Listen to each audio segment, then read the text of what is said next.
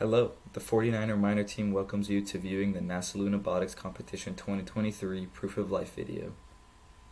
We will begin by overviewing the competition, then identifying the individual mining rover subsystems and stating the concept of operations while performing the official competition run. To begin with, the Artemis Arena is 6.89 meters long by 2.5 meters wide, with the receiving hopper on the left where the icy regolith simulant must be deposited. The obstacle zone spanning 4.39 meters between the receiving hopper and excavation zone, and then also the excavation zone on the right side being a 2.5 by 2.5 meter square.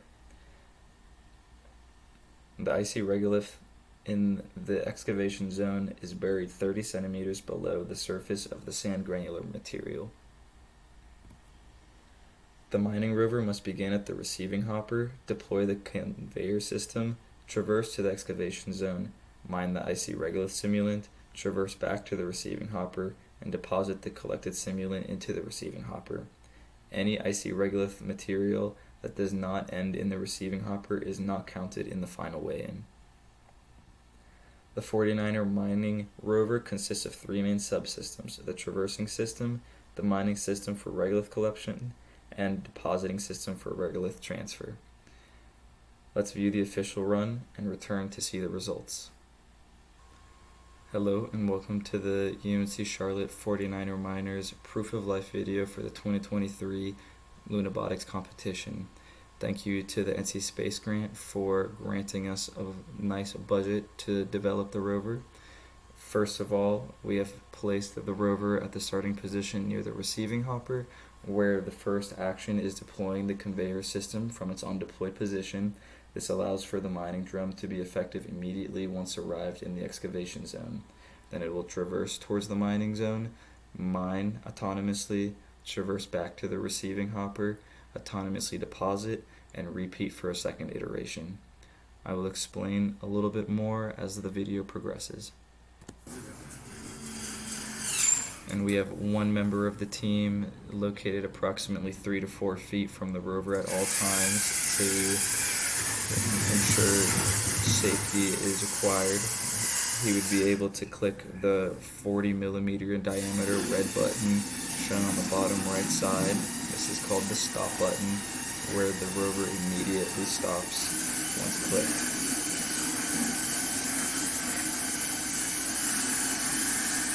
So the autonomous mining function has multiple iterations for it to be able to take the sand granular material off the icy regolith simulant and deposit it away from the mining point.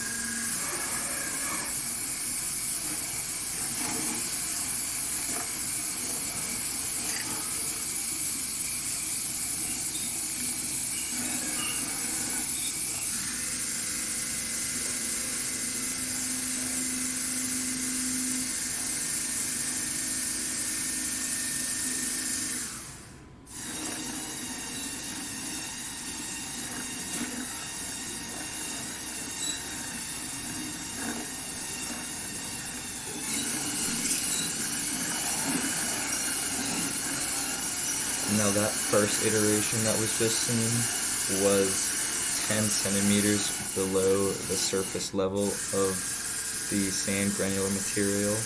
The second iteration currently occurring is 19 centimeters below surface level. The third iteration is then 25 centimeters below, with the fourth at 29, and then a final iteration approximately 33 centimeters below surface level.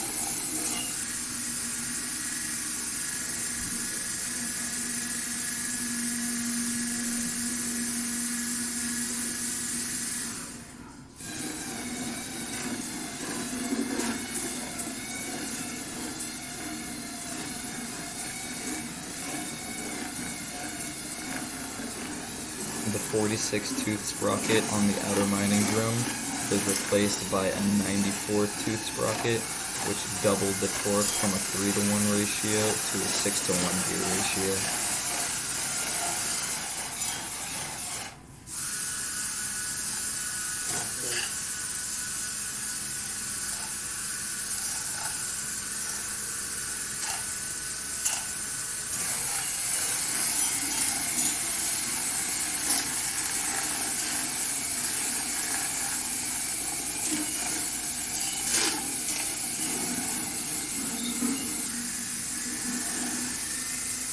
Now, of course, this sand granular material and icy regolith can get caught between the inner and outer mining drum, but the team this year developed several friction-reducing methods to ensure that this would no longer occur.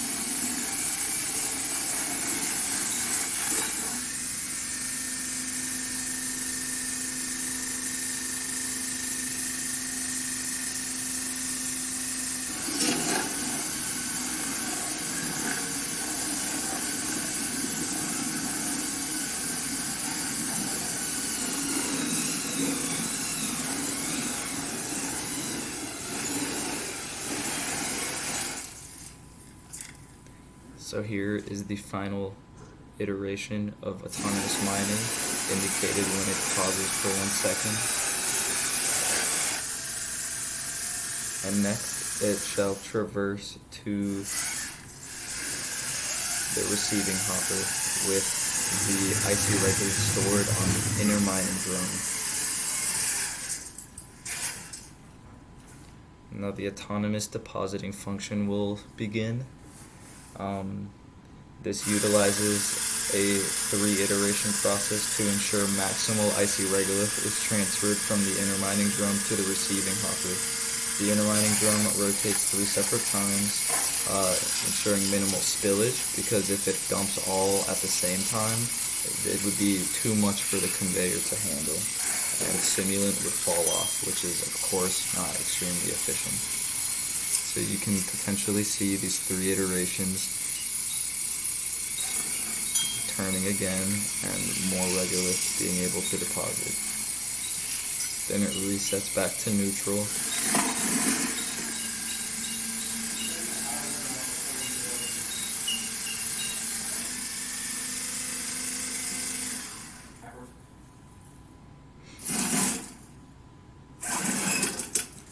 And the entire process is then repeated again.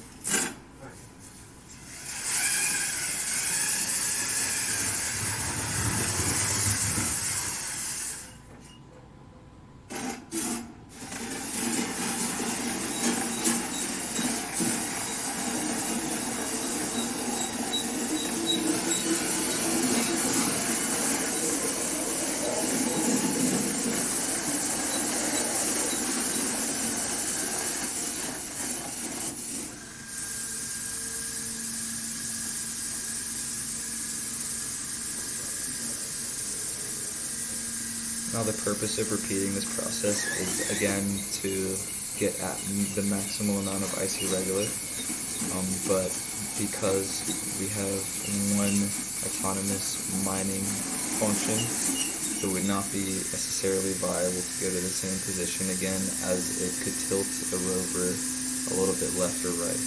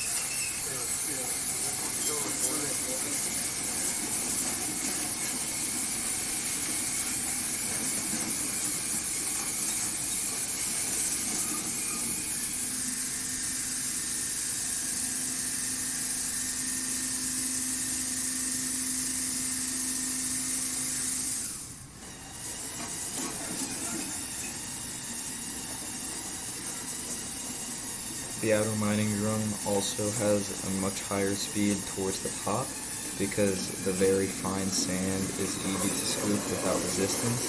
Meanwhile, towards the bottom, increased torque is necessary to collect the icy regolith, so the rotational speed is slightly decreased.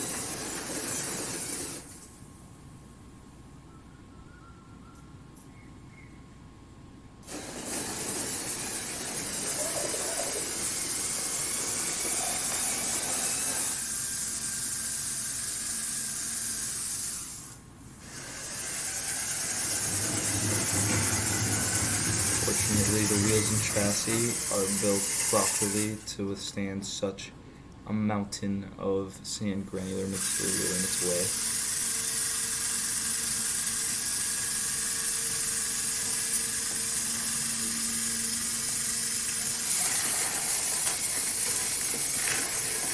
And the purpose of the outer mining drum rotating backwards is so that if there were a chance one of the scoops was in the way of the opening of the inner mining drum, this would not inhibit all of the icy regolith to be deposited.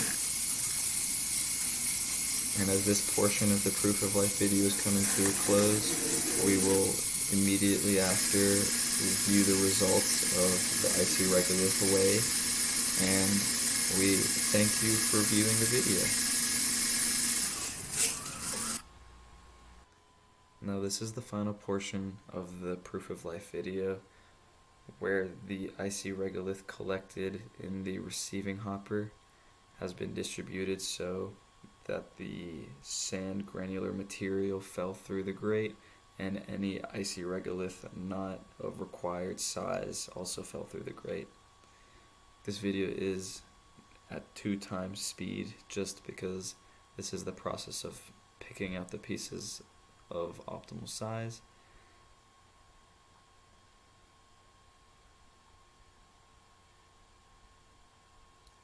Now going over to weigh the bucket with a handheld scale,